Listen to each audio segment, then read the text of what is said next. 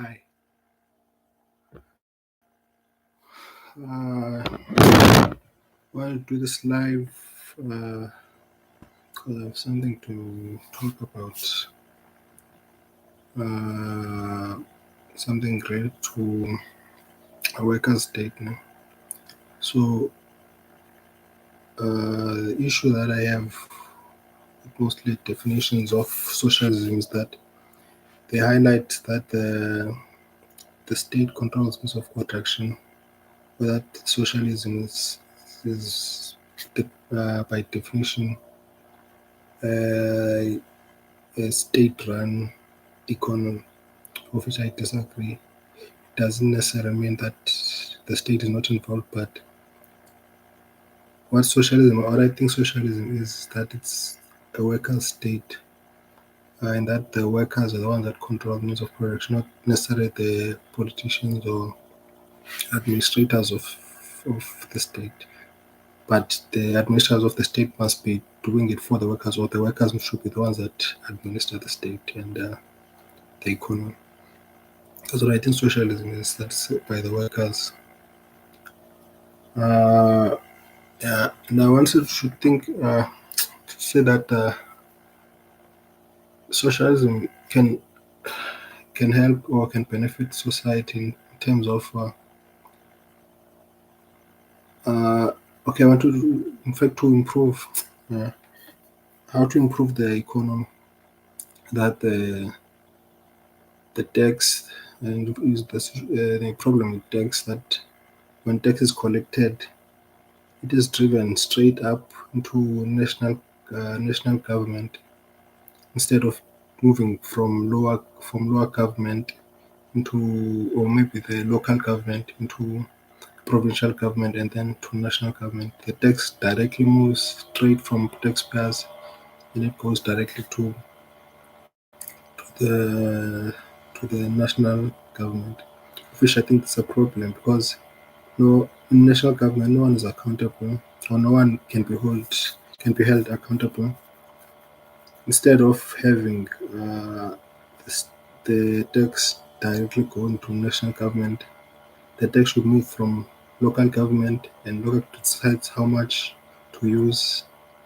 In fact, the national government, uh, uh, the national government must have a portfolio or a budget on which the local government can decide what they can do with the budget or what they can do with portfolio from national government and provincial government as well. So the plan, or then local government has to do a planning or a plan to what it decides. The local government can decide what it wants to do before the tax collection, and during the tax collect or before the tax collection, the local government decides what it wants to do with the tax. Then the approval comes from national government if it's okay for local government to do what it wants to do, as well as provincial government also has to make a plan of what it wants to do with the tax. And after the national government approves the tax, the allocation of tax for local government as well as provincial government, the tax is collected and then it's distributed from locally first, and then a percentage from local collection goes to provincial government, and a percentage from provincial government goes to national government. This is because the money that is allocated can be held accountable. Like the national government can oversee what has been done instead of like the money going straight to national government and then national government pouring money into provincial and as well as local. So if local government decides to waste money, the national government can hold the administrators at local level accountable, and they can be jailed or fired or be told to bring back the money, but they can be held accountable. So that's what I'm saying. Like the tax must not move directly to national government, then it goes down. It must instead move from local government, from taxpayers to local government, and then from local government to provincial government, then from provincial government to national government. So each time, so there's a plan to how much local government can use, how much provincial government can use, and then the national government can approve how much money can use. And also, the national government also has to use it has also has to make a plan. So to make a plan as to what's the direction of the tax of the money that will be used, that will be collected. What's the direction of the money, or what's the direction or the intention of the national government to do with tax money? As maybe there's a plan to improve schools, so the local government will improve its own schools, and then provincial government improve the schools, and then national can improve the schools. Like it's levels. Yeah. The reason is to hold the administrators accountable, and also like the state has to have, in fact, the judiciary government, the judiciary section of government, it has to use a polygraph test. Like the polygraph test have to be used in government, so as to hold the so that the courts do not infringe or do not make up things to how do I say, like when magistrates court issue a when magistrates court uh, finish a trial, that trial must be objective. Either it's in the Supreme Court or it's in the magistrate court. The trial must not change. The evidence must be the same, whether it's tested on Supreme Court or it's tested in magistrate court. Wherever it's tested, wherever the trial is done, the the outcome must still be the same. So I think it's better to use a polygraph test for all trials, so that even if a trial is mismanaged or people try to mismanage the trial, the evidence is unquestionable. Like the polygraph test will prove if the testifications are true or not. So for each trial or for any court case, there should be a polygraph test for any testimonial, and in the time management. So a trial must not go for like a year or 2 years or how long ever. The trial must go for a specific time. Like all trials must go for a specific time. Like there's no special trial that goes for many years. If a trial is taken to court, there's a time date, there's a due date for that court to finish the trial, so as not to waste money from taxpayers and just paying for trials again and again, just repeating the same trial. So that's what I think is that a trial must be polygraph tests, testifications on polygraph tests, and everything is just. Well, a polygraph test must be used also in the in the police stations. So when people are suspected of doing a crime, before they are taken to jail, they should go through a polygraph test so that the police don't hold innocent people, uh, don't jail innocent people. So there's a polygraph test in the police station and there's a polygraph test in courts when there's a trial. So that's what I think is that should be done for the courts and for police investigation. For had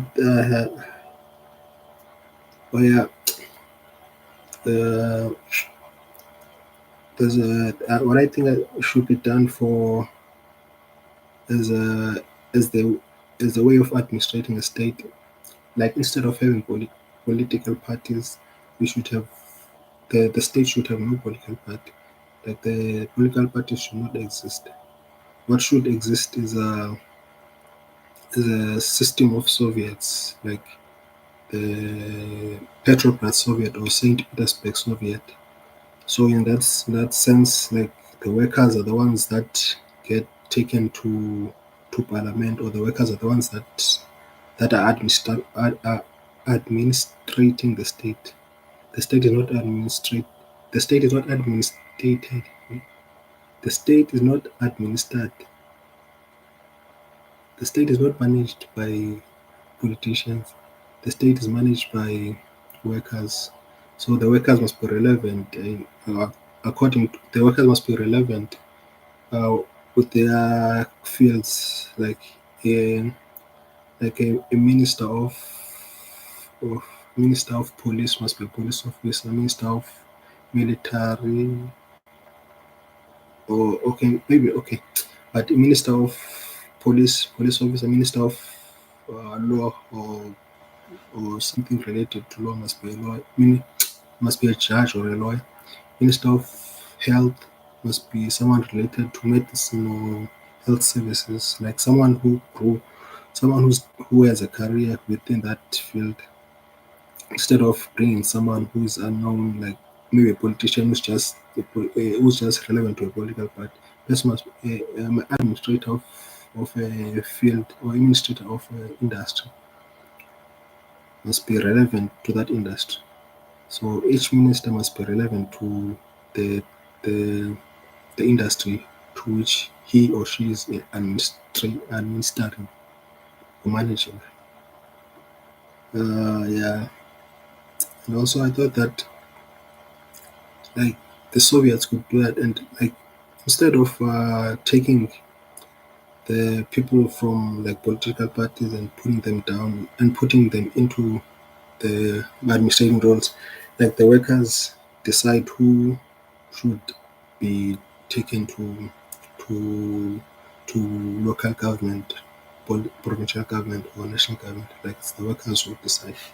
So there could be elections. There could be nominations for the people who will serve at the government. For each nomination, for each position, the people have to be nominated and then randomized. Like you nominate a person, and then the selection will be random. Like there'll be a vote. There'll be a first nomination, and then there's a vote.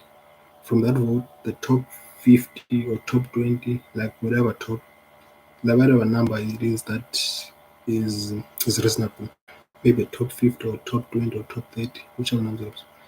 So from that number, there's random selection. Like maybe use any random selector instrument or a computer to randomize the selection. But whoever gets selected to the position must be randomly selected, instead of uh, being selected as a popular person, or as a as a person of favor, person who's favored by a group of people. Like it must be someone who's just capable of doing. That's the minimum thing you should focus on, is that the person is educated, relevant to the industry, and maybe has a research qualification. Yeah, because a research qualification is necessary for looking for further solutions into things. So a person must have a research qualification like NQF 8 or honors degree. Yes, I think that's better education. That's better. That's a better education qualification. Is that a person has NQF 8, which is an honors, like a minimum research qualification, because minimum research qualification is NQF 8, so it's honors. And if people wanted NQF 9 or NQF 10, which is the masters or doctorate, then there would be a few people who are capable of occupying the office, of which that could cause a problem, because there are fewer number of people that will be selected, as maybe 10 or 2 or 5, like very few. So the reason why it should be randomized, or there should be a large number, and then from that large number there's a randomization, is because the ministers must not form a faction. There must be no factionalism in the Soviet, or in the system of governance. Like there's no division as to someone favors another person, and instead of just focusing on solving the problem, that there's a factionalism, or there's a popular sentiments for individuals or personalities. There's like growing personality support instead of like focusing on solving problems and building solutions and working with each other. So that's what I think is that there should be a large number of samples of the nominees, and then from the nominees, there's a no, there's a vote in election for maybe that election top 50 or the top 50 elected people. One will be selected through randomization. So that's why I think is that each minister or each department has to go through randomization so that there isn't a development of cult of personality or corruption, like because corruption needs people who trust each other. So if people are not trusting each other or people are not loyal to a faction, like it's just a random selection, like there's no one who's selected by another person for being in favor of that person. So it's just a random selection.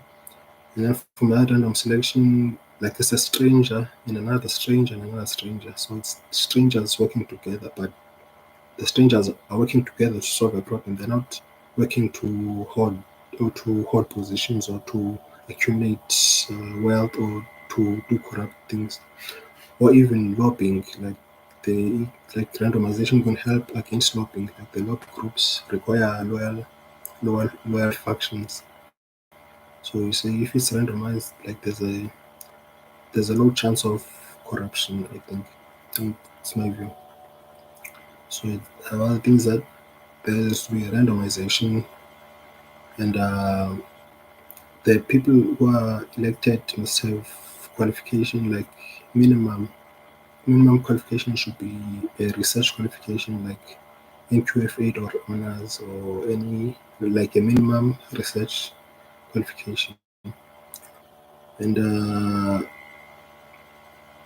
each minister or government official should have a period of time to work on the government office or administrative office. Like a minister can't work in the office for more than 4 years. Like there should be a rotation so that another person can be selected to occupy that position. Like the position is not is not for one person or for a person to stay in for many years. So at most should be 4 years. Like 4 years after 4 years, another person has to be randomly selected and elected and sent into the office. Like a person who has qualification and work experience. Like the work experience should be at least uh, 5 years minimum work experience on that field, not necessarily on government or related jobs, but like if a person is to be in charge of Minister of Health, if a person is to be Minister of Health, the person should have relevant work experience on things of health. Maybe it's a nurse who has work experience of 5 years, it's fine. A doctor, 5 year experience of 5 years is fine. But there must be honors or research qualification that that are the ones who solve problems. So if workers are the ones who are in charge, more problems will be solved instead of just waiting for political parties or politicians to do. There will be more solutions for problems. So that's why I think is that yeah. So the thing I do to the things that I support or I think should be put in, should be used in selecting the ministers is that should be relevant work experience, uh, which is 5 years work experience on anything but something related to that industry, and research qualification, and there should be rotation. Like a minister or president can't stay for more than 4 years. if there should be a renomination or reselection, it should be done randomly. Like a minister can't be in the same job without randomization or without another nomination. Like if it's after 4 years, it should be a election or nomination and then randomization from that election. So it's a relevant work experience, randomization, relevant education, and randomization when should be administered. When selecting the presidency, I think there should be a triumvirate presidents, like three presidents.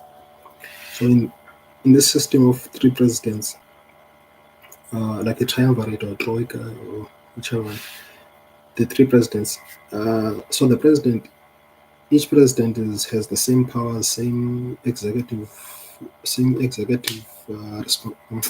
responsibilities, same privileges, same everything. But now, when selecting the presidency, each president has 4 years. Like, there's no president who goes beyond 4 years. Like, also the president has to be randomized. No, the president does not randomized. The presidents have to come from the ministers.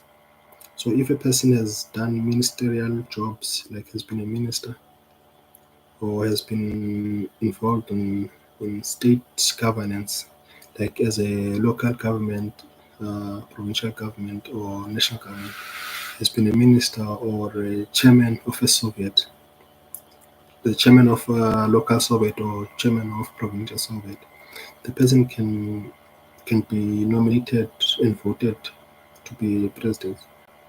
On presidential duties, there's no randomization, but there should be popular vote, like the popular person or person with largest number of votes gets the presidential role or gets to be one of the presidents, one of the triumvirate presidents. So each term has 4 years.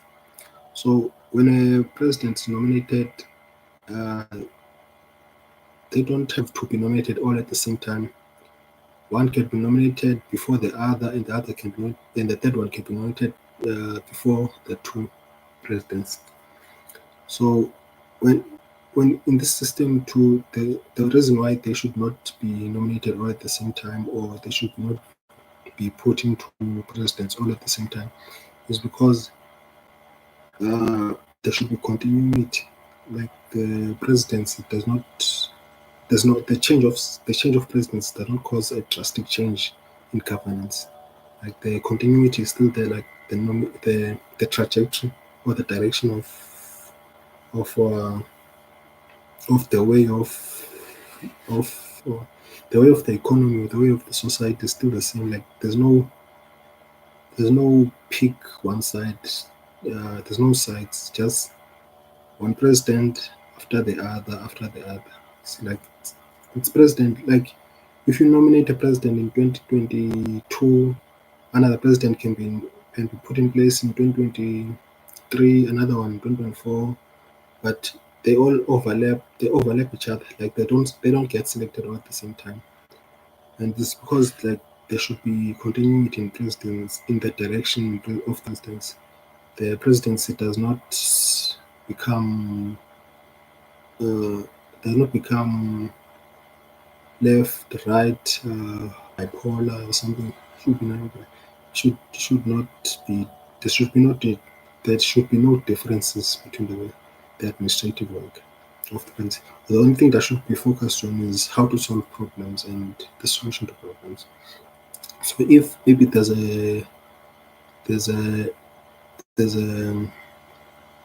if there's a problem with maybe the first another if a presidency has a problem with another president, or if a president has a problem with the previous president, instead of like removing the policies or the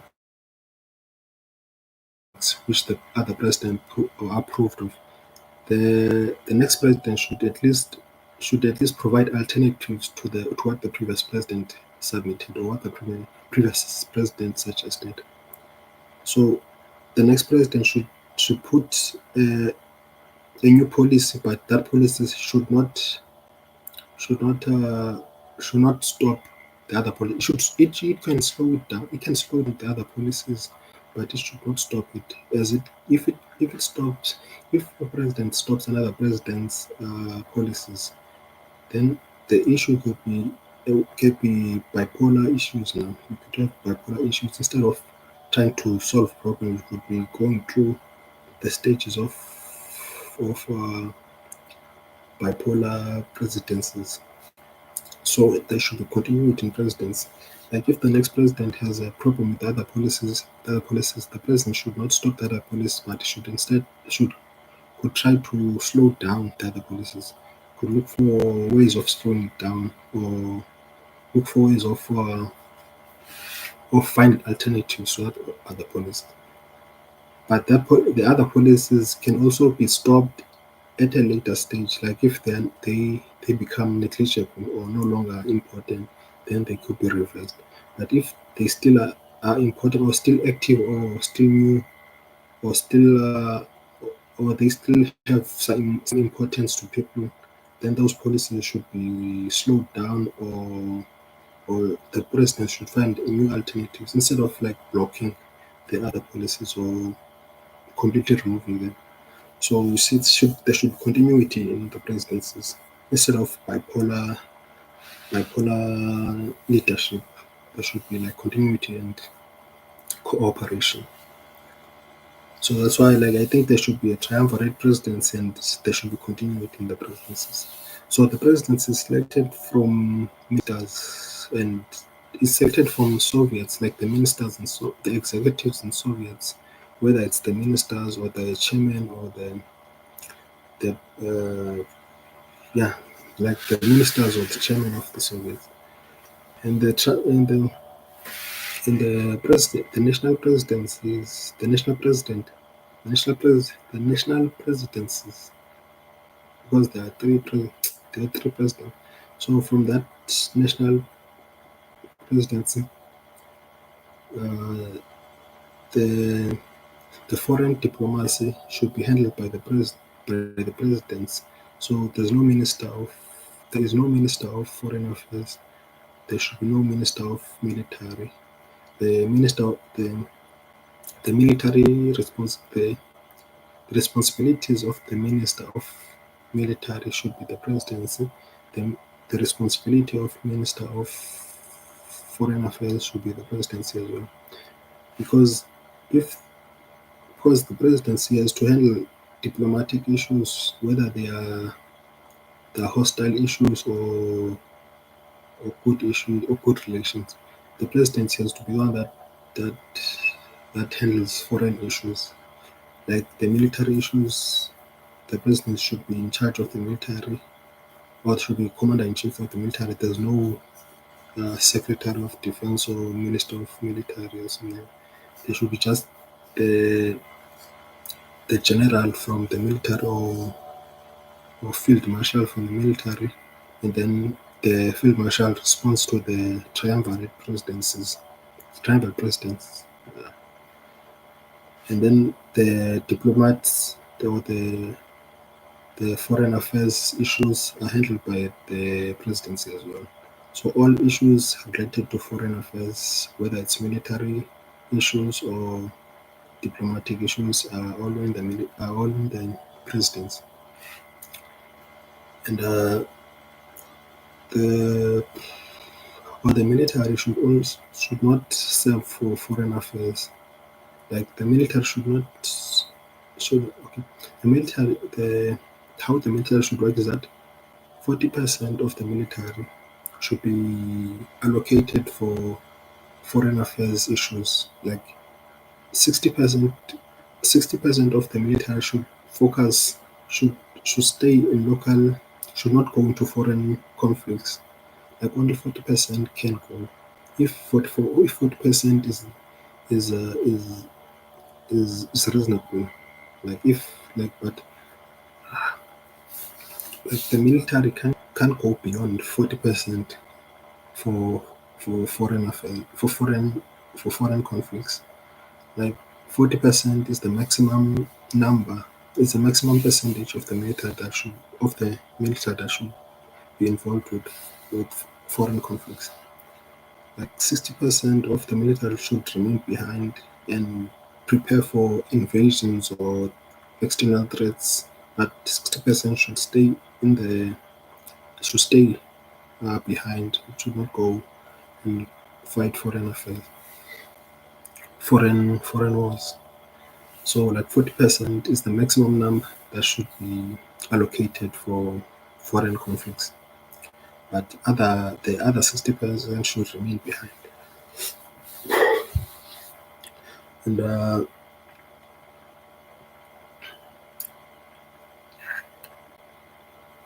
okay, uh, like the reason why it should be not be that should not like military should not go too much to like the military should not go into foreign conflicts is because there's too much money that's get wasted or that's unaccounted for because everything is just for as an excuse. Everything can be used as an excuse for military intervention. So that's what I think wastes money. I think it wastes money. I think there's money wastage when military is constantly constantly fighting foreign conflicts.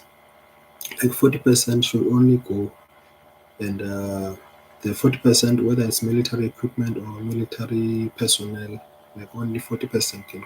Maximum is 40% that can go.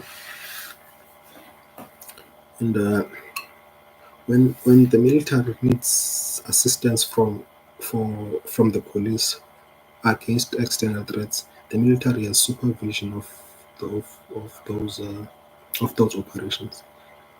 But when the police need military for domestic issues or domestic threats, the police have oversight of the military of the operation because the police have to be the ones that oversee domestic threats. Like any threat that is domestic has to be handled by the police.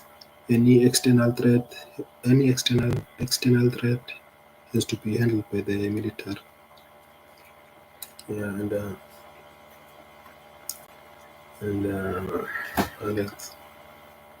yeah, because I think there's a wastage of money when like money just goes and constantly going to fight external wars and stuff like that. But I think there could be a better management of money if military does not constantly go overseas and fight foreign wars. If there are foreign wars, there should be a coalition of governments across the across the world to fight a military threat. If it's not a local threat, but if it's a local threat, then 100%. If it's an external threat, fighting. If it's an external threat invading the country, then 100% of the military should be involved in that conflict. But if if it's a threat far away, then 40% should be involved, or maximum 40% is involved. And other countries should also be involved. Not only one country, and then that one country is the one that loses many people or loses many equipments or loses money in that foreign war. So, and what else? Oh yeah, I think the state should have more control of the economy when it comes to heavy industries. The heavy industries should be state industries. Like most of the heavy industries should be state industries, whether it's electricity, the industries of electricity generation or industries of okay, I don't know all the heavy industries, but heavy industries should be mainly should be heavily controlled by the state. The light industries or the consumer industries, the industries just for the consumers should be not should be lightly controlled by the state. Like the state should not be heavily involved when it comes to light industries. But for heavy industries, the state should be absolutely in control. Like whether it's like there should be regulations. If the state is not the one controlling that company or that business, if it's a heavy industry, the state should implement regulations like regulations to ensure that there's a safety from that heavy from any crisis or disaster from that heavy industry.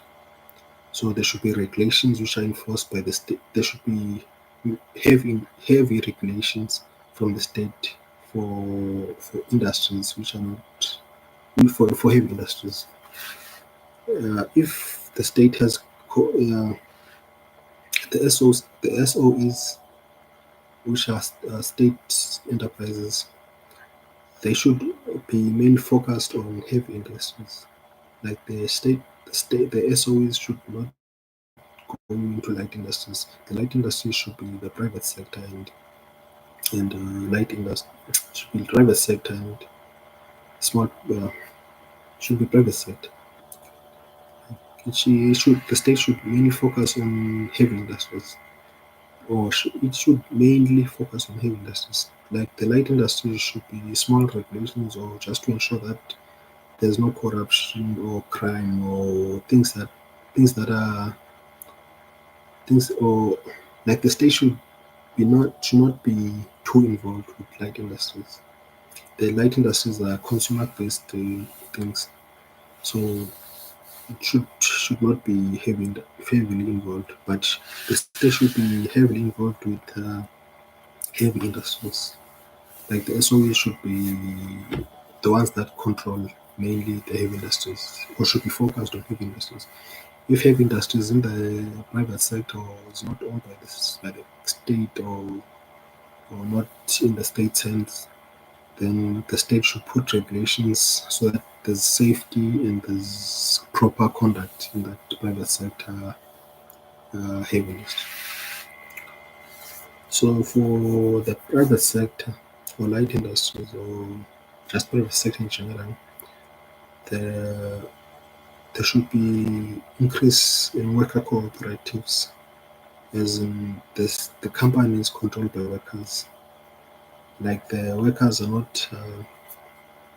the ones who do the administrative work or the management work.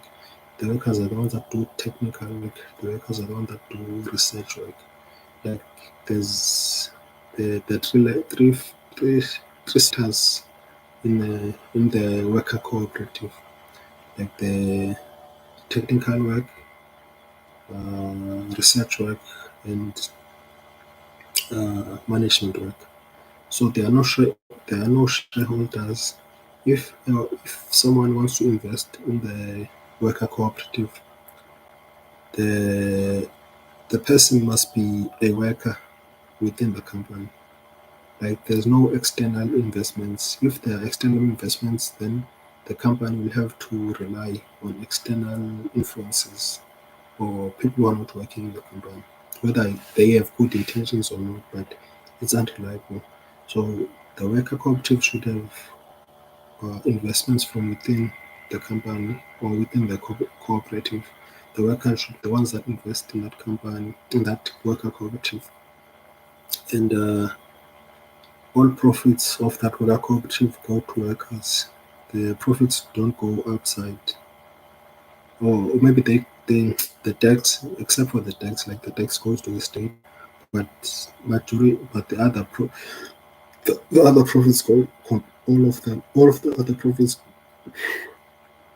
of the other profits go to workers within the company uh, on that worker cooperative. So the worker cooperative should have three sectors: no? The technical, research, and management work.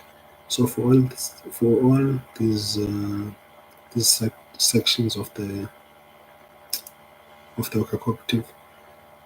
There should be rotation, like a manager or a person who's doing management work is not gonna shouldn't be a manager should be not be a manager indefinitely. There should be a period for how long a person can do management work. And for each person to rotate into management duty, there should be a crash course into how to, or a supervision or a crash course into how to effectively do that job. Also, for technical work, there should be supervision or crash course into how to do effectively that job, and also research work, how there should be crash course also, and supervision. But the crash course and supervision should go for at least 6 months, at most 6 months.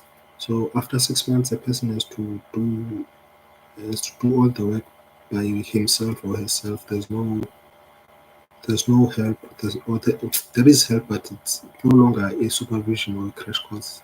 It's cooperating with people, or assistants, or working together. But there's no longer supervision, or teaching the person the the course or something like that. But they should be just like, but a manager should not stay for more than 4 years also. Like 4 years on executive management.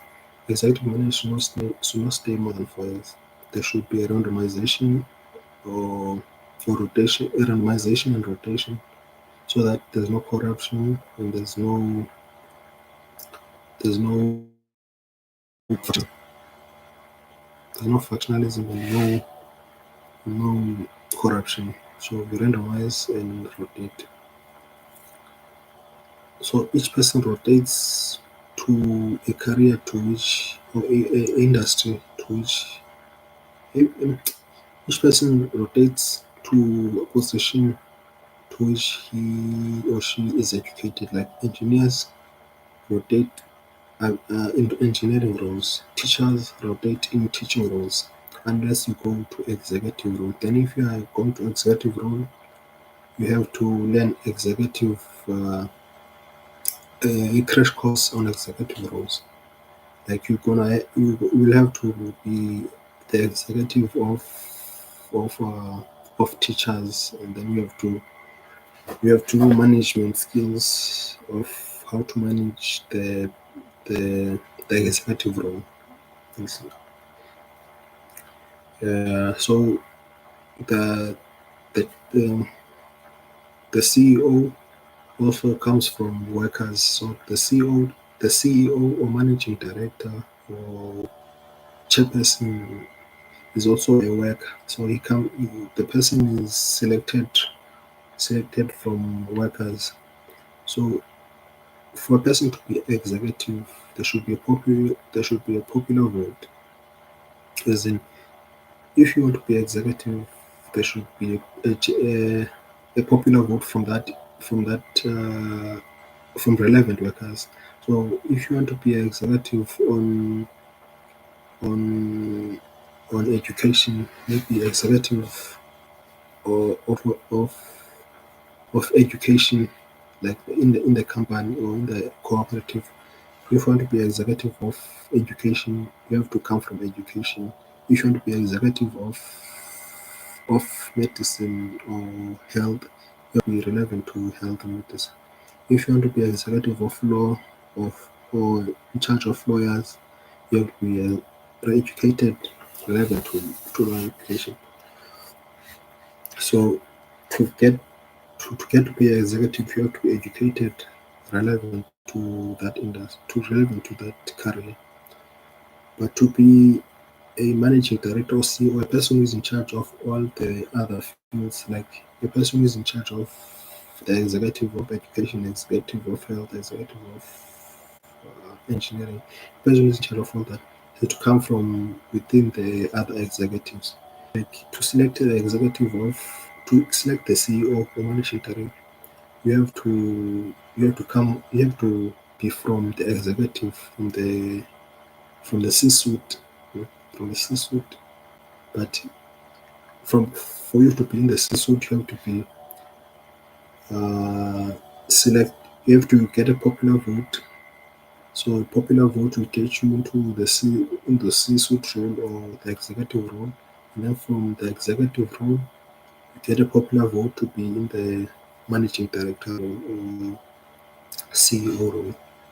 So, but the but in order to be but you can but to be an executive, you have to get popular vote to be executive, whether it's the executive role or the CEO role. So, but in lower in the lower stages of management, like the managers the managers that are not in the C-suite role or the managers that are not in the executive roles, those managers are randomly selected. Like there's a nomination, and then from that nomination there's random selection. So in order to be in the nomination for management role, you have to be you have to show that you can work and you are not lazy or have bad have bad intentions, or you're not capable of working. So in those lower management roles, the ones that are not in the executive, there's randomization and popular vote. So you get popular vote, you get nominate. There's randomization and nomination. So there's nomination, whether it's self